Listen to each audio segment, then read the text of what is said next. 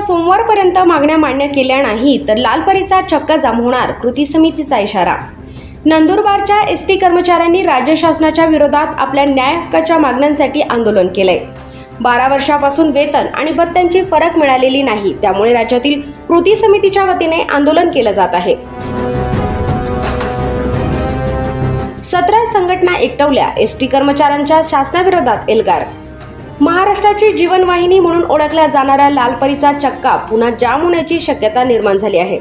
आपल्या प्रलंबित मागण्यांसाठी राज्यातील एसटी कर्मचारी आक्रमक झाले असून नंदुरबार आगारात आज एसटी कर्मचारी कृती समितीच्या वतीने आंदोलन करण्यात आले।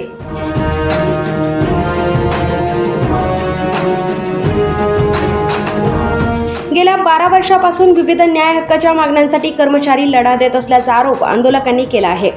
मात्र शासनाकडून केवळ आश्वासने मिळत असून प्रत्यक्षात कोणतीही ठोस कार्यवाही होत नसल्याने आंदोलनाची तीव्रता वाढविण्याचा इशारा कर्मचारी कृती समितीने दिला आहे। वेतनातील फरक, 1% पगारवाढीची थकबाकी, घरभाडे भत्ता तसेच 2020 पासूनची महागाई भत्त्याची थकबाकी अद्यापही मिळालेली नसल्याचा आरोप कर्मचाऱ्यांनी केलाय। सरकारकडे आमच्या हक्काची रक्कम प्रलंबित असून ती तातडीने देण्यात यावी अशी मागणी यावेळी करण्यात आली। राज्यातील 17 संघटनांनी एकत्र येत कृती समितीची स्थापना केली असून शासनाने मागण्या मान्य केल्या नाही तर येत्या सोमवारपासून राज्यव्यापी आंदोलन छेडण्यात येईल असा इशारा देण्यात आला आहे। त्यामुळे पुन्हा एकदा महाराष्ट्राच्या लालपरीचा चक्का जाम होण्याची शक्यता निर्माण झाली आहे।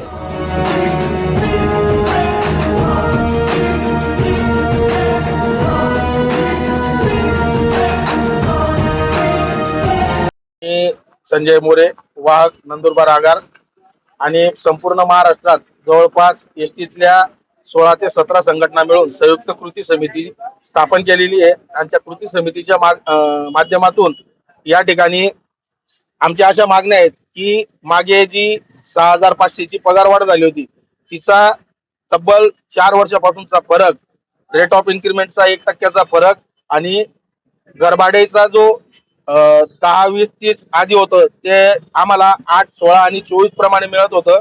नंतर आता मध्यंतरी 9, 18, 27 प्रमाणे लागू झालेलं आहे। तर तो महागाईचा 1%चा फरक, त्याचा पूर्ण जवळपास 2020 पासून त्याचा फरक बाकी आहे, तब्बल 6 वर्षापासून।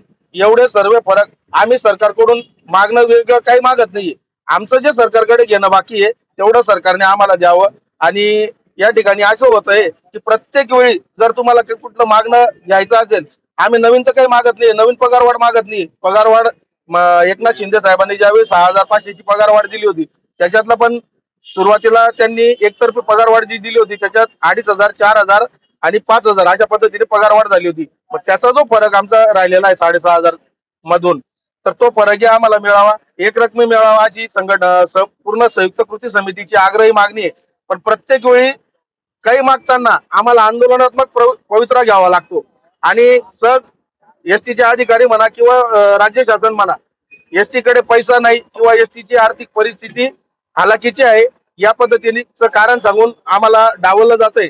पण एसटीची परिस्थिती हालाकीची व्हायला हा कुठल्याही पद्धतीने हा एसटीचा कामगार इथं जबाबदार नाही। अहोरात्र रात्रंदिवस या प्रवाशांची, या मायमाऊलीची सेवा करताना जर तो त्याच्या हक्काच्या पगारापासून जर वंचित राहत असेल तर मग आम्हाला नक्कीच आंदोलनात्मक पवित्रा या ठिकाणी घ्यावं लागेल। आणि आपल्या माध्यमातून मी या ठिकाणी सांगू इच्छितो, सरकारलाही इशारा देऊ इच्छितो की संयुक्त कृती समितीने मागच्या सोमवारी, या सोमवारी आणि पुढच्या सोमवारी असं 3 टप्प्याचं आंदोलन केलेलं आहे। आणि जर पुढच्या सोमवारी पर्यंत जर आमच्या मागण्या या ठिकाणी मान्य नाही झाल्या तर आमचे पूर्ण संयुक्त कृती समितीचे पूर्ण राज्यभरातले जे पदाधिकारी आहेत हे उपोषणाला बसतील। हा आपल्या माध्यमातून मी या ठिकाणी सरकारला इशारा देऊ इच्छितो। धन्यवाद। जय हिंद, जय महाराष्ट्र।